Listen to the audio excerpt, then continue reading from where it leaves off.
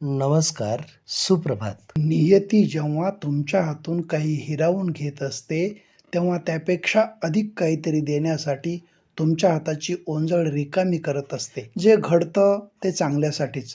फरक फक्त एवढाच असतो की ते कधी आपल्या चांगल्यासाठी असतं, तर कधी दुसऱ्यांच्या भल्यासाठी असतं. प्रतिष्ठा आणि धनाशी जोडलेली माणसं नेहमी तुमच्या पुढ्यात उभी राहतील, पण जी माणसं तुमची वाणी, विचार आणि आचरणाशी जोडलेली असतील, ती सदैव तुमच्या पाठीशी उभी राहतील. प्रामाणिकपणा ही तशी अत्यंत महाग गोष्ट आहे. सवंग लोकांच्या गर्दीत घुटमळणाऱ्या ऐऱ्या-गैऱ्यांकडून त्याची अपेक्षा ठरू नका.